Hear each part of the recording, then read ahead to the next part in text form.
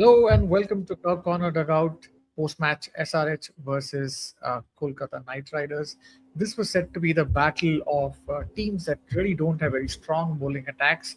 And last night, I think when we were previewing the game, I said that man, Kolkata looked to be the side to beat. They looked to be the better side amongst the two, but it wasn't to be. Sunrisers Hyderabad have very easily got a victory, and they've got points on their table after their rather demoralizing loss versus RCB. So, on today's podcast, today with me is the usual suspects, Nirav Ghosh and Trinay. Welcome, guys. Hello. Hello. So, from the predictions that we did yesterday, I think both of you said that Hyderabad was about to win. So, do you feel like? No, actually, I called it as the team batting Yeah. second. But hats off, SRH just pulled the first victory after losing the toss and after setting the score first Right. in six. So one of those rare days. The toss It is didn't one seem of to the- matter much here. It didn't really seem to matter much, especially considering in the power play, their bowlers got it wrong. Can you pull up the slide, Karthik? The third one. Yeah, So if this we is an look at this, interesting passage of play. So you were basically for this game, you were picking which one? Which one do you want to go first? What was your first narrative that you saw? let's go with the first one. A back and forth innings for both teams. When you look at the first Right. innings, the first 5 But overs. before you just go, for the people who are the 11 people who are viewing us, please add your comments through the Cow Corner dugout on YouTube, Yeah. or if you're on And Twitter. for Sorry, those Neeraj, who you're saying haven't something? watched, we should give a quick summary of what happened in the game as well. Yeah. Yeah. So SRH put 226 on the board, and it felt like the batting was going in a fast forward mode. I'm watching it at 2x, like I watch most podcasts. There was early momentum that set the tone, and I think KKR was immediately on the back foot. There were no pauses, no let up from SRH in the early phases. It was good old SRH days where the top three is firing, and I think at the end of 8 overs, it was already 110, uh, expecting a 250-ish score at that point of time. A slight dip followed. Blessing delivered a blessing to KKR with 2 wickets in 1 over, getting rid of the two left-handers, Ishan and Abhishek. Ishan. Two Ishan great Abhishek, catches yeah. in that two great catches in that 1 over, one by Rinku at point and one by Varun at square leg, backward square leg, followed by another Rinku catch almost immediately. Meant like at the end of the halfway mark, SRH was about 120 odd for four, and then But what happened was, I think what they did well was they kept passing the momentum from one batter to the other. Initially, it was Head scoring fast with Abhishek rotating strike, and then it moved to Abhishek doing the same. And then at this point, I think it moved to Reddy, who took on the bowling a bit while Klassen just knocked it around. And then it moved to Klassen. So that is something I think SRH did really well, is passing this momentum from batter to batter. And KKR didn't really bowl badly. I wouldn't really call it a bad bowling display, but they just never got in control, right? I mean, you need Varun and Sunil Narayan to be delivering in these kind of wickets. So eventually it was 226 despite some wickets in the 19th and 20th over. And then I think Finn Allen was the impact substitute and immediate impact. It was doing Finn Allen things, 4, 4, 25 in 6. the first over. 6 Yeah, boundaries but and 7 he balls. he went 4, 4, 6, his balls, 4, 4, 6, 6, 4, 4 out. So it was 28 of 7. Right? So The that catch was spectacular as well. I mean, it very just good stuck in catch. his hands. The left arm spinner. Yeah. Dubey. Finn Allen is one of those guys who, Bang or Finn bust. Allen is one of those guys who, I mean, there was a period of 3 months where he just couldn't stop making hundreds in T20 leagues, and today looked like one of those days where he was going to go make that big score and win the match for KKR. And I seriously feel that if the spinner didn't take the catch, I feel he would have won the match He would have, single-handedly for them. Yeah, It felt needed like to one of be. It those needed to guys. be. I mean, KKR needed Finn Allen to deliver today, and unfortunately, he got out of the far too early. But then I think what happened was this scoreboard pressure for KKR batters. It looked like it turned into like scoreboard anxiety. There was within the power play, there were some bizarre things which were happening. Um, The run there was a out, yeah. green Raghuvanshi run out, followed by the Rinku Raghuvanshi run out. It didn't play out well in the public eye. I think there was arguments on the field and between the batters and gesticulations, and I don't know. So the one thing SRH got away with was that fact that they didn't have fast bowling. I mean, you eventually had Malinga and Unadkat and Nitish just bowl slower ball after slower ball after slower ball, and they didn't have the power. KKR didn't have the power hitters beyond a point to take advantage of that. So yeah, what a bang and fact bust. I saw was Rahane scoring 8 of 10 balls, while I think they were 67 in the first 5 overs. It reminded me strangely of Sri Lanka in the 2000 or 1996 Singer Cup final, where they were 70 for no loss after 5 overs in a 50-over game, and Kalu Wattarana was out bowled of Akib Javed 0 of 7 balls. So it reminded me strangely of that because Rahane seemed to be on a different planet. Usually Rahane plays very well on flat tracks, but I think he took 10 balls to get in.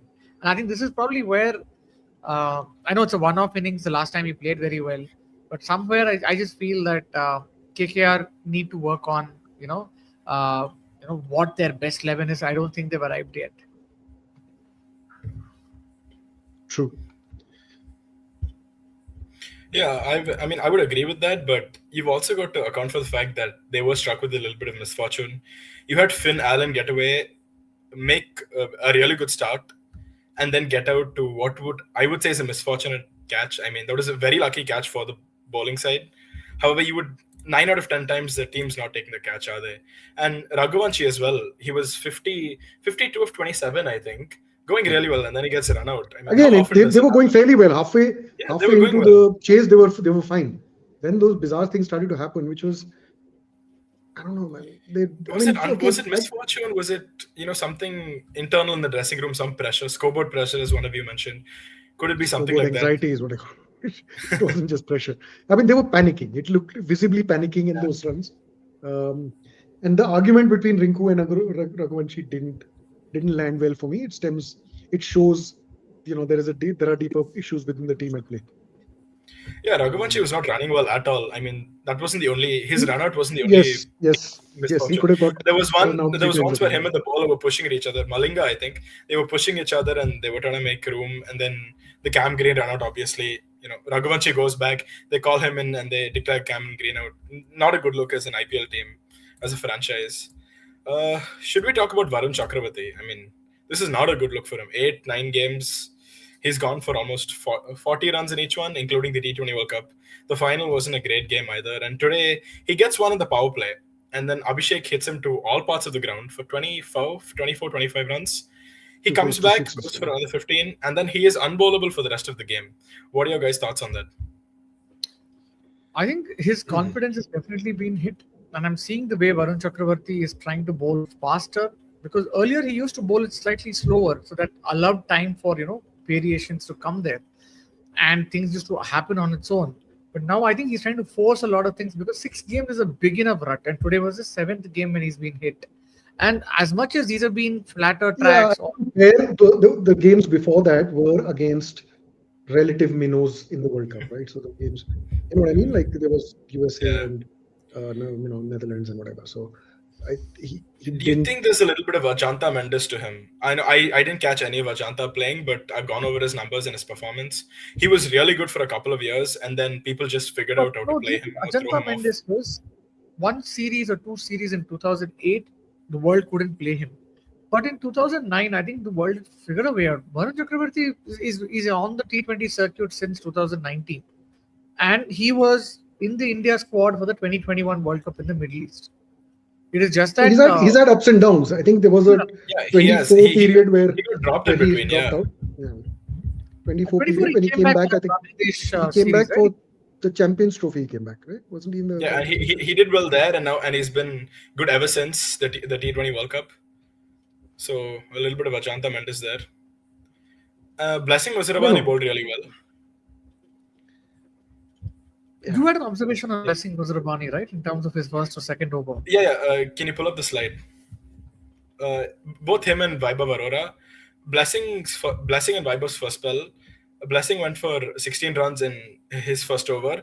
And Vaibhav Arora, even though his first over was good, his overall spell was bad. In the power play, he went for 27 runs. And then, quite surprisingly, both of them come back in the death. and take 4 wickets amongst them for just 28 runs in 3 overs, which in the death is really good, which is what I feel stopped SRH from reaching the 250, 260 score, and which is what I thought could lead KKR to winning this game, especially So after it was still seeing Finn Allen. 26 of the last 2 overs with 4 wickets falling. So, so I don't think it was a. I mean, Yeah, not like it the happens. amazing It happens. comeback. It Yeah, It wasn't could like have been a lot really- more, but it could have been a lot more Sure, it could have. considering how they Definitely. started. yeah. I mean, Nitish Reddy went first ball of the 19th over. I mean, and Yeah, it could it that could have ball been a could lot easily more. have been 6. Yeah. So yeah, I agree with you. But still, it wasn't a bad. I mean, 226 was a good score. 26 of the last 2. It was 200 after 18 for 4 wickets, and then they lost 26 for 4 in the last 2. I mean, if you Um, asked, SRH would if at 200 for 6 in the 200 for 5 in the 18th over, if you gave them a total of 226, they'd take it. At that point, they'd probably it's take not it. like Yeah. you score 50 runs in the last 2 overs. But I think at 226, I really did not have the confidence that KKR would be able to chase it down. But I think the only point is they never looked very confident apart from Finn Allen. And this is where I have a question. We recently saw that Finn Allen and Tim Seifert massacred, New Zealand at they massacred South Africa at South Kolkata Africa. during the T20 World Cup. Should KKR get Seifert and Finn Allen at the top? Too much gambling. I And- mean, And then which of the overseas players drops out? Because currently they've gone with Phil Allen, Cameron Green, Sunil Narayan, and Yeah. So I think Blessing. I'm saying Cameron Green, despite the fact that he's a 26 lakh buy, 26 crore buy, Crore, I think yeah. he would have to make way because he is a single skilled player right now. As much as he's he's not going to bowl until Cricket Australia mandates him to. I think if you get the combination right, for example, a good opening combination with Finn Allen and both the openers firing from the top, it's very similar to how KKR had Gurbaz and I forget the other opener. But two overseas openers in KKR did very well in that particular season. I think it was Gurbaz or Sunil Nareen. I'm not able to get or even in 2017 when they had Sunil Nareen and Chris Lynn. Chris Lynn, So yeah. it kind of set the tempo for them. I think that's something that KKR can potentially look for. It's right now not even working with Rahane or Cameron Green. I don't know where to fit Rahane if you're going to have Seifert and Finn Allen opening, but those are things that can be still looked at. But I think this is KKR's most important part at the top of the order where the game is made sometimes. And I think they need to maybe take a deeper relook at who their four foreign players are because you can't drop Sunil Nareen and you can't drop, Blessing. the other, Blessing Muzrabani. I mean, you can move Rahane down to 3, can't you? Because he is a far better player of spin than Cameron Green ever has been or ever will be, in my opinion. So you can have the 2 Kiwis opening and have Rahane at 3.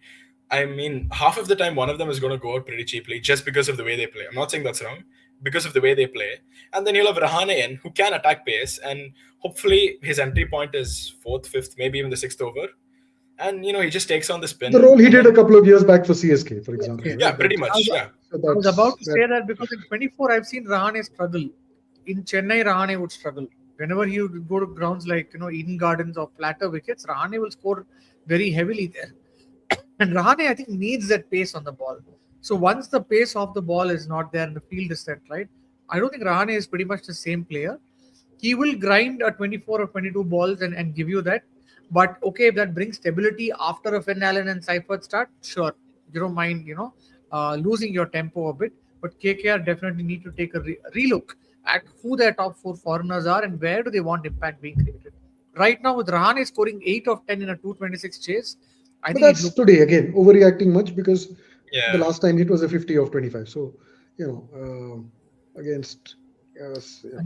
And we have our usual suspect, our top comment, Steve Bhai. Steve Bhai. He's like, Raghuvanchi's class, but wow, that was bad. What did you think of Raghuvanchi? He batted well, but the running is the most basic element in the sport. If you can't run, then my old coach used to say, But it's also getting a game run out sense, is a right? crime. It's also game sense, right? I mean, game awareness, because I can't. I mean, it's tough to believe that he didn't see the ball which hit. Whose leg was that? Karthik Tyagi's, right? Was it? Yeah. No. It was Karthik Tyagi. Yeah. The run out, yeah. Whoever the right arm fast bowler was who bowled it hit his leg. Oh no, it was Malinga. It was Malinga, right? One of them. Yeah, one of them. Malinga. So it can happen that you don't see the ball because the bowler's body is blocking it from your point of view. But the other run out was just no calling, no communication. So it seems, I mean, it's woeful. I guess it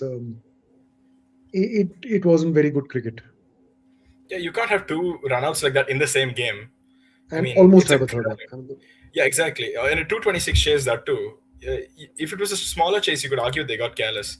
This is one where everybody had to fire. If you were in form, all of them have to go, and then you might have a chance of winning. They seem to have 2 to 3 batsmen in form. Rinku looked good. Finn Allen looked in world class form. So did Raghuvanshi. All of them got starts. Raghuvanshi's 50 was good, but on a day like this, you need him to make more runs.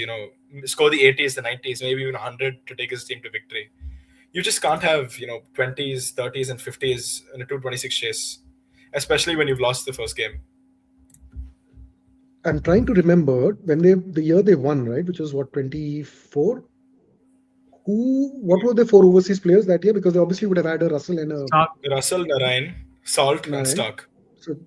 So just Salt, right? So it wasn't Gurbaz and Salt opening at any point in time. No. They never played a game together. So it was Narayan and Salt opening most of the time. Narayan and Salt would have been opening, yeah. No, the thing in the final and the semi-final is Stark. No, one second. In the final, they didn't play. So Salt had gone and then Gurbaz came in place of that. Yeah. Salt would have left, no, at some point. But it didn't matter in the final because Stark just ran through Hyderabad's lineup. Yeah, it didn't matter actually. But I think the whole point is if I remember in the 24 edition, they got a lot of momentum with the top order. And they also had like a stream of all-rounders running from Venkatesh Iyer to Ramandeep to Russell. So they Russell batted Narayan, them. yeah. So with that kind of a system or a setup, I think KKR were well served. But right now they look a little undercooked, and I think these are the base changes KKR can make to be taken seriously. The two sides that can't be right now be taken seriously are KKR and Chennai Super Kings. As much as I'm a CSK fan, I'll have to accept that the auction didn't go well, and we're just trying to make minor changes to whatever happened from last year. So like that, I think KKR now with Russell not being in the attack, I don't think they have the right reinforcements. They've gone big in trying to get Cameron Green, but they've been sold a dummy literally. Cameron Green has come and said, "I'll be back." So I have a point of view on this. There was apparently a lot of social media furor after the last KKR game because we didn't watch the end of it, and Rahane made those comments he did about Cricket Australia knows that he can't bowl. Honestly, Cameron Green not bowling may just be a blessing in disguise for KKR, right? So he's not. I mean, we're talking like he's Mitchell Stark. He's not. He's a very average white ball bowler. So amongst the current, so it's not like they're missing out much by not having him as a bowler.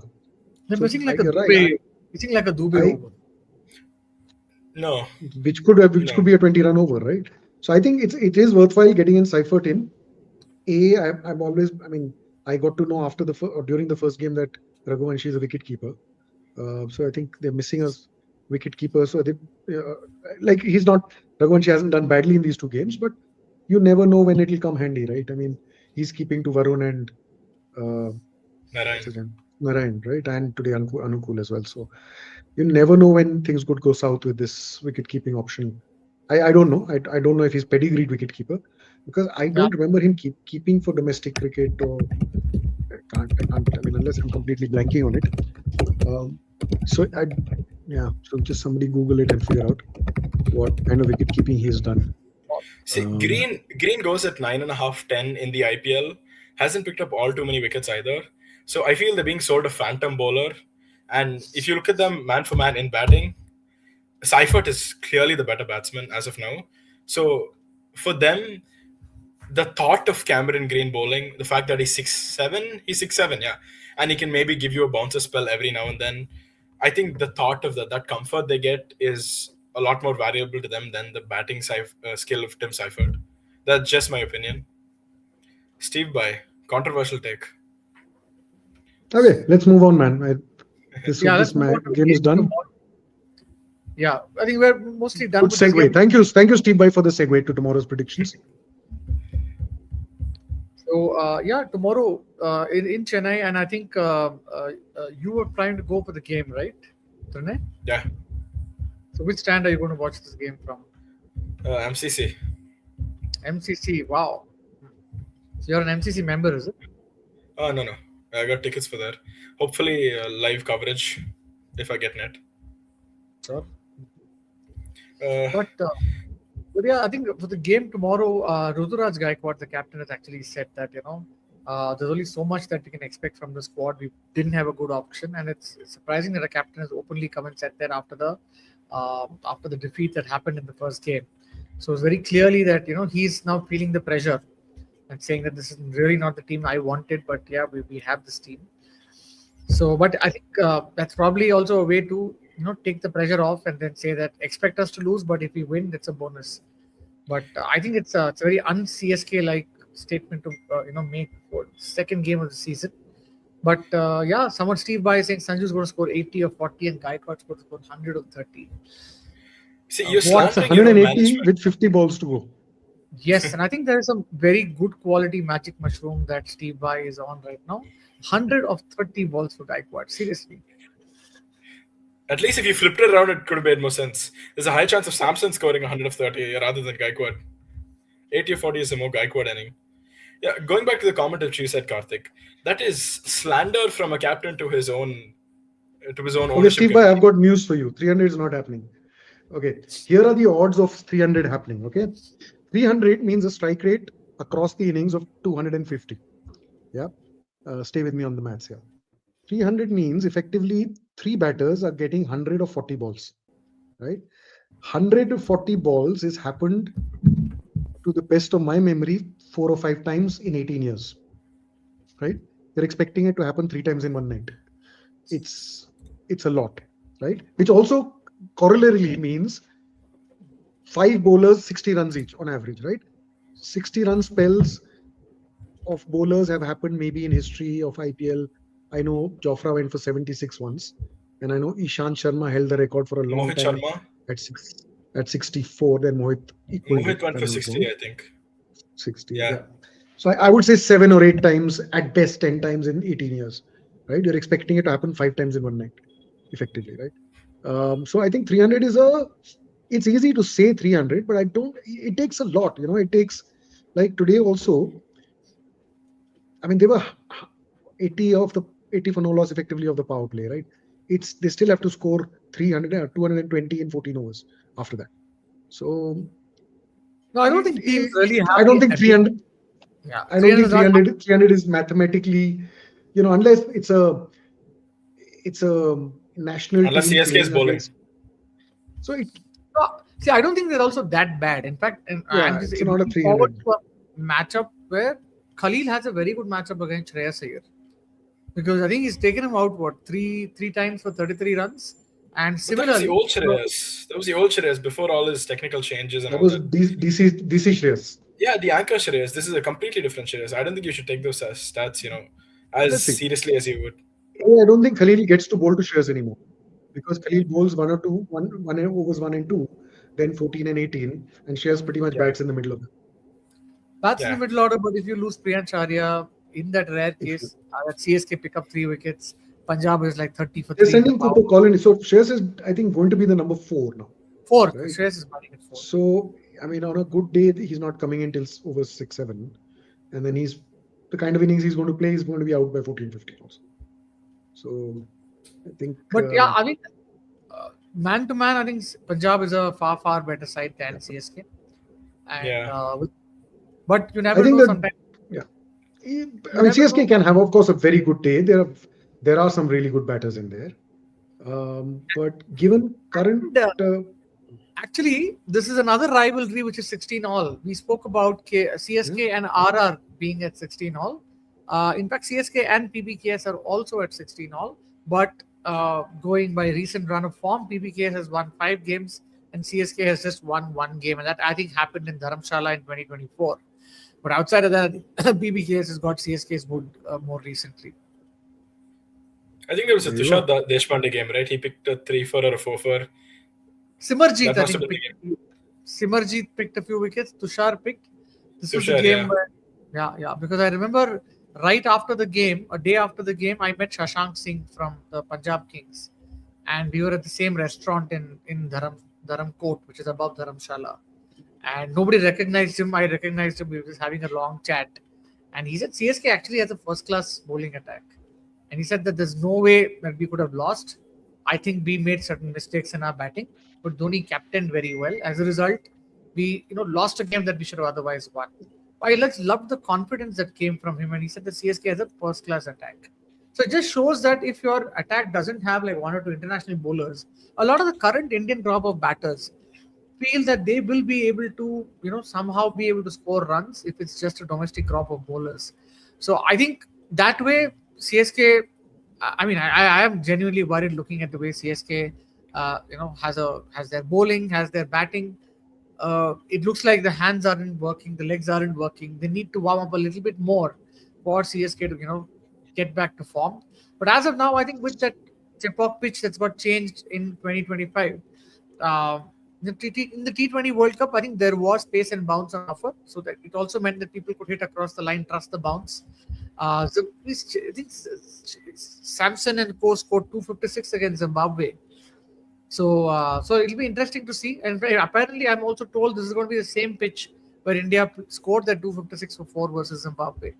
So So I'll stick my neck out on this. That I think, despite the CSK's batting performance, I don't think that batting is such a concern for me as the bowlings. Because whatever said and done, there is quality at the top, right? So you would expect Sanju or Ritu to get one game every 3, right? You won't expect them to fail 2 in 2, firstly, both of them. And then down the line, the order, there is some what's called ban muthi. I mean, you don't know the talent of certain of their, Karthik and Prashant Vigra and all that. But you'll expect Dubey to come good. And eventually Travis down is the coming line, back. Travis coming. He's Yeah. coming back tomorrow, in tomorrow's game. No, not tomorrow. The game But after soon, that. yeah. Yeah, soon Yeah. enough. And yeah. So I agree that they will have their batting is in decent condition despite the 127. What concerns me is the bowling, because there is no bank. There is nobody you can say guaranteed 4 overs, and Noor, then huh? Noor can bowl 4. He bowled really well last year. I mean, we're not giving him enough credit here. He was So purple cap for quite a while, and then he fell off a little bit. fair enough. So he If needs we he bowl needs help. around him, no, He if needs we have help. a couple of supporting bowlers around him, and he picks anywhere from 2 to 4 wickets a game, which he can do, I feel is a left arm version of Rashid Khan, prime young Rashid Khan, that is, before anybody started picking him. We can assemble a bowling lineup that's reminiscent of young Deepak Chahar. I mean, with a team that won a cup with Shardul Thakur and young Deepak Chahar, I have No, no but reason to see why that we team can't do it also again. had Jadeja as an all rounder, right? That in the pre-impact player days. So when you have that era where they were all rounders and genuine good all all rounders, I'm forgetting. I think that year there was a Sam Curran as well. So correct if I'm wrong, you're talking about 2020, 21, right? Or 22? Sam Which Billings one? was there. 21, I don't 21. Sam No, Curran no, came maybe 21. just We had Bravo. We had Yeah, bravo. There you go. Hazelwood. So I I mean, think we had Hazelwood. in, Yeah. in a in a in a in a 11 with no impact player, if you have a Bravo and a Jadeja in there, right? That's gold. So what I mean, CSK is really struggling with the fact that there is no all rounder, right? I mean, calling Dubey an all rounder is pushing it, right? Because they even that day they didn't even give one over to Dubey, right? You couldn't dare bowl an over. Yeah, I think Dubey has been given a few overs in recent times, and with due, right, goes for easily 15, 20 runs. We saw at Wankhede too. So it's a tough thing for CSK to their bowling, and I'm just curious if there's an opportunity to go play Akil Hussain. If Akil Hussain and Yasir Khan Masood are able to give 8 overs of tough batting, because Akil Hussain is pretty economical, is able to get the ball drift, pretty similar to what Ronald Pandya offers. I think we might have an interesting case of condition.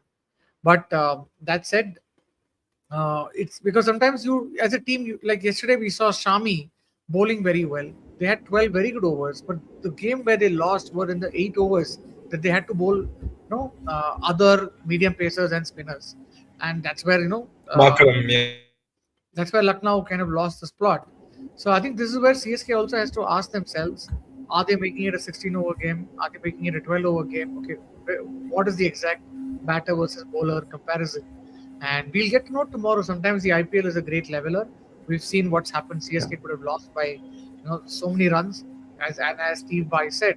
They would just have that Priyansh Charya, everybody tries to go for shots, and they're bowled out for 150, 160. And if dew comes on, CSK suddenly looks stronger than what it actually is.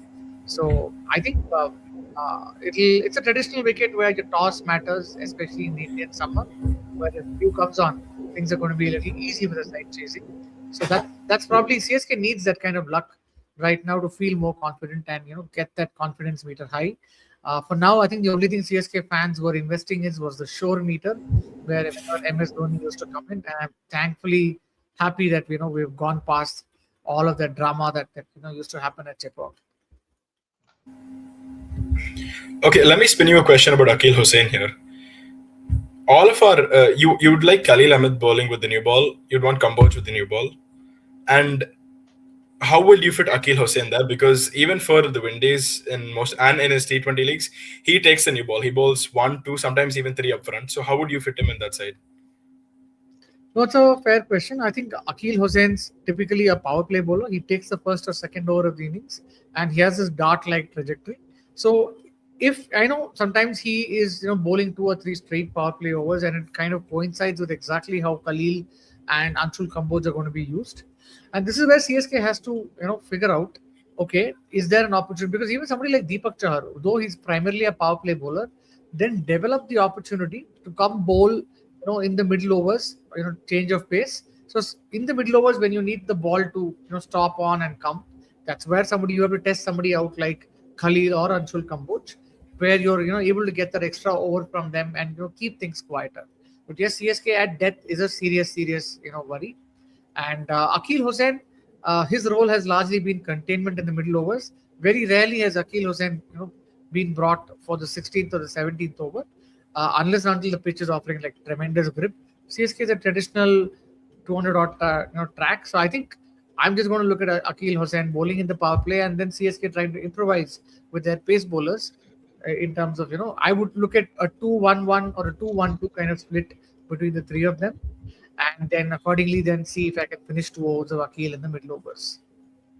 So I agree with you. There are six overs of power play, so it's not like Kamboj is going to bowl 3 and Khalil is going to bowl 3. I mean, it really depends on what combination of 4 overseas players they go with. So, are you saying Matt Henry plays? First question. Yes, no. Yes, Matt Henry? we need Yes. him, don't we? We need him. So Matt Henry is the one, according to me, fixture. Who else? Right? Overton. We need the Overton. all-rounder. We need the batting. So I was looking at Overton, Akil Hussain Khalil, Akil Hussain. because Akil also bats very well. For West Indies, he's done a few rear guard, he's been able to rescue them in a collapse and comes in at, number 7. So I was looking at the same role for Akil instead of Jamie Overton. Of course, you will not meddle around with Matt Henry because he's your best bet in the power play, especially if, CSK is bowling first to Punjab. You want to get through Priyansh Arya and Prabh Simran. You'd want like a high quality bowler like Matt Henry who gets the ball to swing in the limited time that a white ball does. You are then, trying to get his number out there. So I think Matt Henry will always play for me. I fully agree with Steve Bhai. Yeah, I think so do I. these 4, along with Kamboj and Khalil, become your 7 to 12 when you play with top 6 India batters. For me, in the CSK team, there's no space for Matthew Shaw because this is your best bowling combination.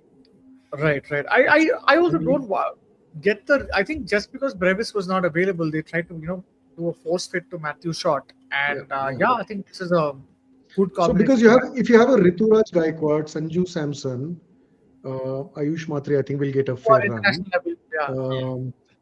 Who else? Sarfaraz. Urvil.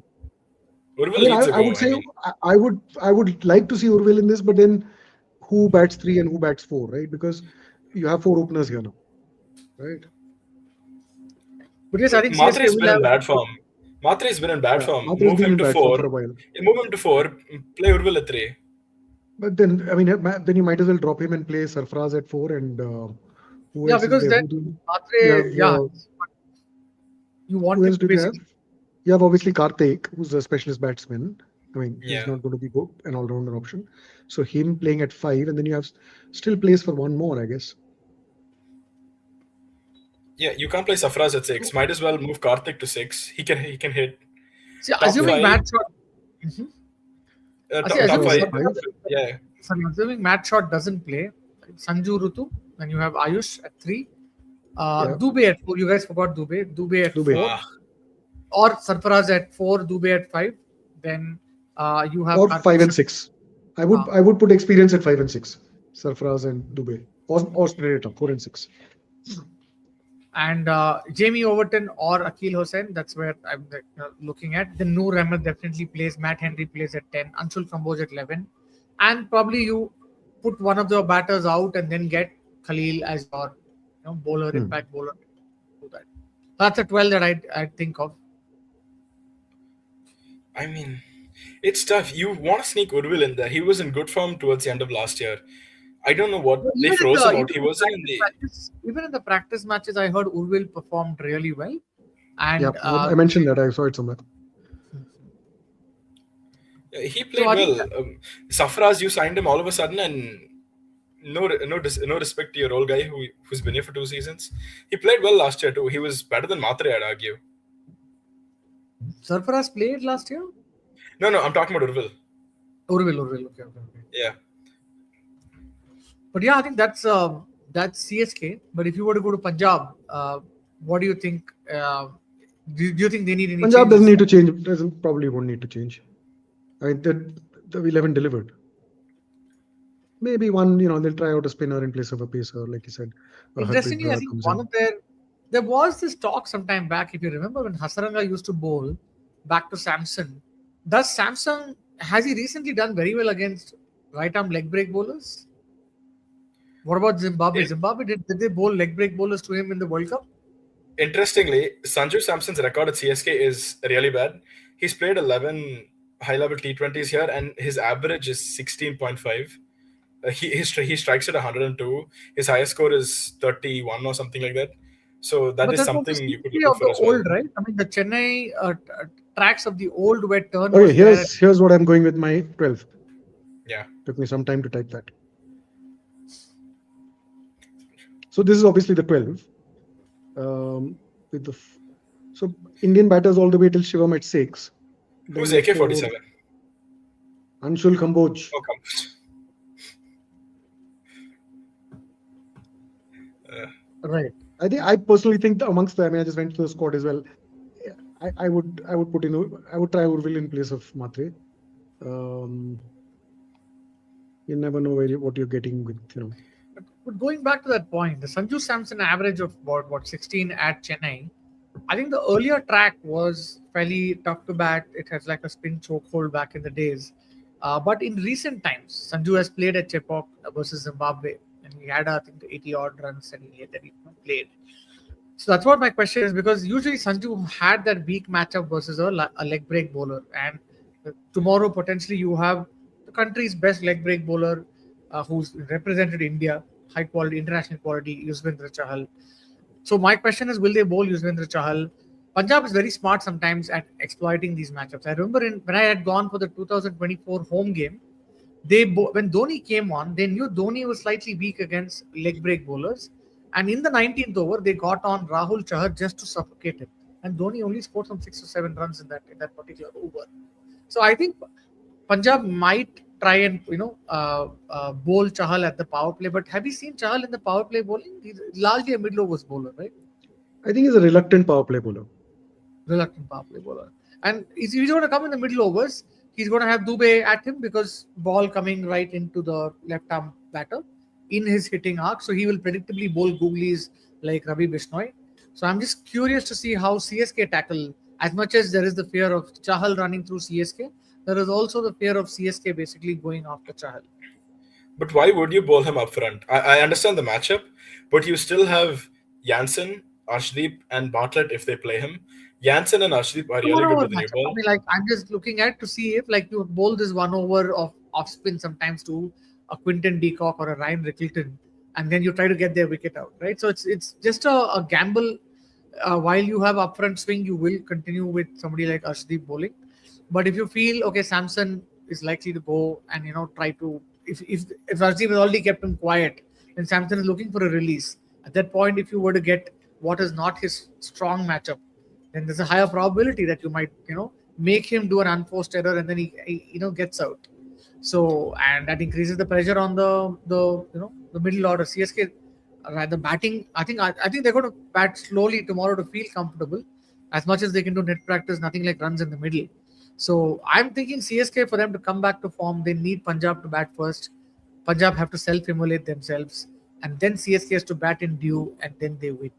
But that's like the probability of uh, you know it's a very rare probability that you're going to have all of this happen together. Back to the Chahal point, Nandre Berger did get Samson out last match, and he did not look very comfortable against the left arm angle. I don't know if it was Berger's pace or if it was a left arm angle, but when you have two high quality seamers with the new ball, personally, I would just spam both of them on the power play, and if they don't get it, I'd continue with that. If one of them did, potentially take him off, but Rutu will smash Chahal in the power play. That is a risk you don't want to take. All See Samson has to do is tap a single, and see and Rutu gets 5 balls at him. the Nandre Burger thing, right? See, they played in Guwahati when the wicket was really moist. So there's a considerable. It's like Ashwin had tweeted this, saying that the angle of the ball that Samson, had got bowled. It's a bit like a fast bowler bowling, ball with turn because the amount of seam movement you're getting was prodigious in the first 2-3 overs. So I think if you're judging Samson, tomorrow is going to be a traditional flat wicket. So there it becomes easier for Samson to With trust. turn, without turn. I mean, that's the variable is there going to be any turn or no? So if But there's we've no seen that turn, in then Chahal will struggle. in the There T20 hasn't been World a Cup. turn in a year. There's been no turn in the Yeah, I know Chennai pitch for a exactly. year. Cut him some slack, dude. His only one failure. You have to let that go. Yeah, one failure. And I think I'm just trying to explore at options because I'm a CSK fan. I'm trying to see where else can we go wrong. What is it? Do we have our bases covered? But yes, I'm looking forward to CSK actually beating Punjab tomorrow and Punjab getting a little reset. So that's the hope. Let's see. Our Okay, so biggest question, yeah, go for it. here is my 12 for Punjab. Debatable. They've got. I mean, this shows that they have options. Like I wouldn't, as a selector, know until I saw the wicket. So effectively, there is an 11 which picks itself. The 12th extra bowler. Given that you have only 3 overseas players, there's an option of playing Bartlett, Dwarshuis, Omarzai, or sticking with our Indian left arm spinner. Who would you play in that slot? Like personally, It if you had really to choose depends on one, the who would wicket. you play? It really depends on the wicket. I would play in this situation. I would play all things being equal. Bartlett is the better bowler than Omarzai. So I'd play Bartlett because I think that this top 8 gives me great confidence. Here's another spin. Why don't you throw Brar in the power play and see if he can ruffle some Yeah, feathers? so I'm saying the top 4 is I'm okay with any 3. I mean, I don't know what the wicket will do. If there is any hint of turn, then I would throw in a Brar in here and it should be fine. CSK's biggest question is that they've got like 5 openers. Can one of Matre or Urvil bat at 4? Because I seriously don't think Safraz is our best 6-7 batsman. But he is in the side purely because they think he is a proper middle order batsman and they don't want to play the extra opener at 4. But I genuinely feel that one of Matre and Urvil can fill that number 4 spot, especially since our top 3 is already so aggressive. There's a very good chance we lose 1-2 wickets in the power play and their entry points won't be too dissimilar. No, that is a problem. In fact, I was feeling that when Nirav mentioned Sarfaraz at 6, saying that Sarfaraz might be batting a little. No, I'm saying Sarfaraz. No, in my the last thing I did was I put Sarfaraz at 4, with Karthik at 5 and Shivam at 6. So for me, it's between Urvil, Karthik, and Matre. Only 2 can play, right? Right. Given that now actually between Urvil, Sarfaraz, Karthik, and Matre, only 3 can play. So for me, it's whoever's in form put them. It seems out of these guys. I mean, I know Ayush Matre is out of form. I don't know about the rest. So that's my no offense to or there was a comment. Steve Bai said Seen something uploader. about no Matre. Who said? Somebody took offense to no Matre, but that's my reason because I don't know if the current 3, 4, 5 in this lineup are in form, but I know that Ayush Matre has been woefully out of form. Right. With that said, here we are. We are nearing midnight, 11:55, 45 minutes into the pod. Just want to thank all of the 46 people who've been, with us. We had 2 pods today. One pod discussing. Subscribe. Yeah, subscribe to the Cow Corner Dugout on YouTube. You'll get your notifications and you'll know as soon as we go live. But there were 2 pods today. One was on reminiscing 15 years of India winning the 2011 World Cup, and this, of course, the standard IPL post-match pod and preview to the next game. So here we are. We've spoken about what we think are interesting narratives between Punjab and CSK. Any parting note on in terms of predictions and who's going to win? I'll go with CSK. Punjab. I have a slight feeling that CSK is going to win. Neither one I usually agree, but no, I think on merit, I think Punjab is a infinitely better team at this point. And that is exactly why I'm CSK. So CSK has to go get all the things right. So which means they need their openers to fire. They need Khalil to, take an opening wicket or two, because I think good luck to CSK because then CSK needs a home and CSK needs a home win. They aren't going to win. Any win we take. I'm sure Karthik would agree with me. Any win we'll take. Yeah, any win. I think if it's a victory right now, it will, because last year we won 1 game every month. Like 1 game in March, 1 in April, 1 in May. It was so bad. So no chance of winning any in March now. So we're in That's April. all the way. March is out. So, but yeah, it's a new month and hopefully new energy at the Chepauk Stadium and at the Chinnaswamy Stadium, not too far from where Neerav stays. I think Neerav, you're the closest to the Chinnaswamy Stadium, right? It's like 12, 13 kilometers away from my house. It's not that close. Okay, you're not technically in Indiranagar. You're still further away. 5 kilometers from Indiranagar.